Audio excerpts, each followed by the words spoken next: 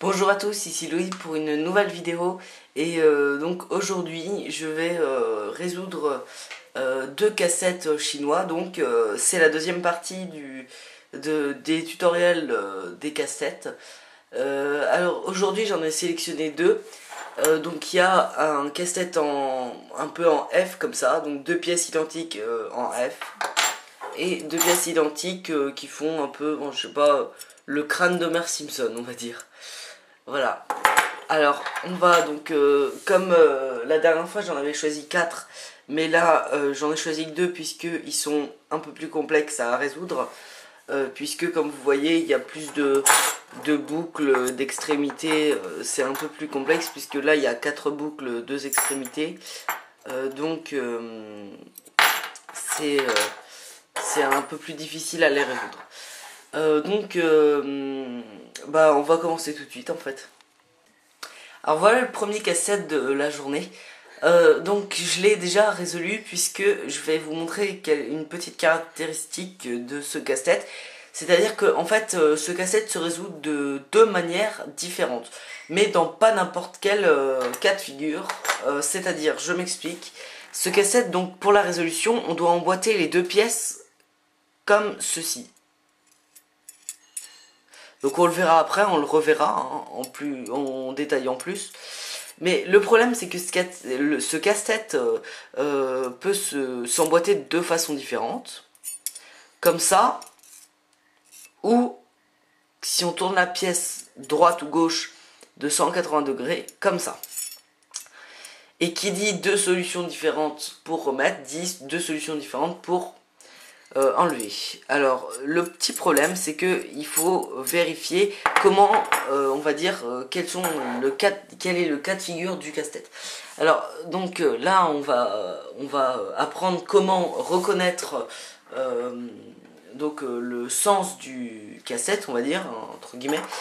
Alors si votre pièce qui est plus haute que la deuxième, donc celle-là, est légèrement à droite par rapport à celle-là, vous devez résoudre ce casse-tête sur la partie gauche de la pièce du bas. Alors pour la résoudre, si votre casse-tête se met comme ça, donc si il peut pas se mettre comme ça en fait normalement, si j'essaye il peut pas se mettre, en fait il faudrait qu'il soit comme ça. Mais, enfin, je vais vous montrer tout à l'heure de toute façon. Il faudrait qu'il soit comme ça, encore un peu plus. Mais là, on n'y arrive pas puisque ça bloque. Alors que là, ça bloque pas quand on fait comme ça. Donc, normalement, tout à l'heure, il doit se mettre comme ça, ici, sans qu'il y ait de force. Enfin, sans qu'on force, quoi. Pour la résolution, donc, vous devez glisser votre pièce ici, comme ça. Vous devez la remonter. Et là, la pièce ici, la corne, on va dire, doit s'enfiler dans le trou ici. Et là, on n'a plus qu'à glisser pour enlever les deux pièces. Alors maintenant, je ne vais pas le remettre comme ça. Je vais le remettre comme ça pour vous montrer la deuxième solution. Pour ceux qui ne sont pas arrivés à la première, il y a une deuxième solution. Et voilà, là, il se met, la pièce la plus haute se met légèrement à gauche par rapport à la plus basse. Et là, on va résoudre le casse-tête sur le côté droit de la pièce. C'est-à-dire qu'on va faire le symétrique, en fait. On va glisser, remonter. Et là, hop, on le met dedans.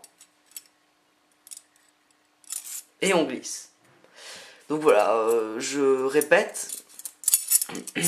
Si notre casse-tête est comme ça, donc si il est à gauche, on le résout à droite. Hop, on glisse. Voilà. Si votre casse-tête est... Mince, du coup. Si votre casse-tête est comme ça... Hop, excusez-moi. Voilà. Si votre casse-tête est comme ça, donc à droite, on le résout à gauche. Donc on glisse, c'est le symétrique de l'autre. C'est comme ça se rapporte à en gros un algorithme au Rubik's Cube, sauf que les algorithmes c'est des mouvements bien distincts. Alors voilà, pour le premier casse-tête. Donc celui-là était pour la solution, il fallait le trouver, le truc, quoi, mais après, si on la connaît, on peut le faire en 2 secondes, quoi, c'est très rapide. Donc voilà pour le premier casse-tête. Alors le deuxième casse-tête, a 2 pièces identiques en forme de F. Alors, la forme initiale du casse-tête est celle-ci, si on la pose normalement. Et donc, excusez-moi si le casse-tête est petit, j'ai pas trouvé plus grand. Et puis donc juste info, moi j'adore ce casse-tête puisque c'est un des plus difficiles, puisque là je me suis acharné vraiment à trouver la solution. Bon, en fin de compte je l'ai trouvé, mais avec difficulté. Vous mettez pour la pièce de gauche, la grande boucle doit se trouver à droite, donc comme ceci, hein. Donc si on cache l'autre pièce, la petite boucle doit se trouver à gauche, la grande à droite. Et l'extrémité de la grande boucle doit se trouver en haut, et le contraire pour le bas. Alors là, ce que vous allez faire, bon, je vais rapprocher un peu puisque, ou bien je vais zoomer. Ce que vous allez faire, c'est que là, c'est un peu plus difficile. Vous allez croiser comme ça le casse-tête, de façon à ce que cette partie-là, vous surveillez cette partie-là, de façon à ce que donc cette partie-là, donc la boucle doit passer derrière le petit trait. Donc la petite boucle ici, doit passer derrière le bout de métal ici, et la pièce ici doit passer à côté de l'autre pièce de métal, donc sont symétriques en fait. Si on regarde de haut, ça fait comme ça. Et là, on va prendre la grande boucle et on va tourner. Donc on va passer la barre de gauche, on va passer derrière la barre de droite. Et on n'a plus qu'à tirer. Donc vous voyez, c'est pas évident en fait de montrer sur une caméra comme ça, puisque en fait il n'y a pas cet aspect de matière, cet aspect concret. Mais bon, j'essaye et puis j'espère que je vous ai aidé. Donc pour la résolution, vous tenez vos pièces comme ça, donc ça c'est très facile. Vous enfilez la petite boucle dans la grande boucle. Et là, votre barre ici, vous allez la passer derrière la grande. Et voilà. Alors, comme vous voyez, donc c'est encore des tours de passe-passe. Moi, j'essaye toujours en fait de passer les boucles donc dans les traits, et puis j'essaye toujours des trucs, et puis à la fin j'y arrive. Mais c'est souvent, en fait, j'ai remarqué que c'est souvent une histoire de superposition des pièces. Par exemple, là, ça c'est le symétrique par rapport au point de croisement des deux boucles. Symétrie centrale en 5e, hein.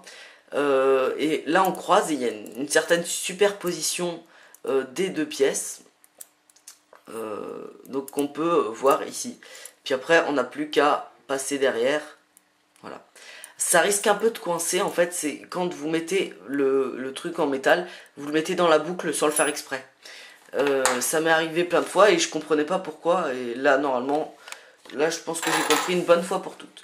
Donc voilà pour le nouveau tutoriel de la résolution de ces deux cassettes là en métal. Vous voyez le soleil, ça veut dire que j'ai mis longtemps à tourner ma vidéo. Voilà, j'espère que vous regardez mes autres vidéos.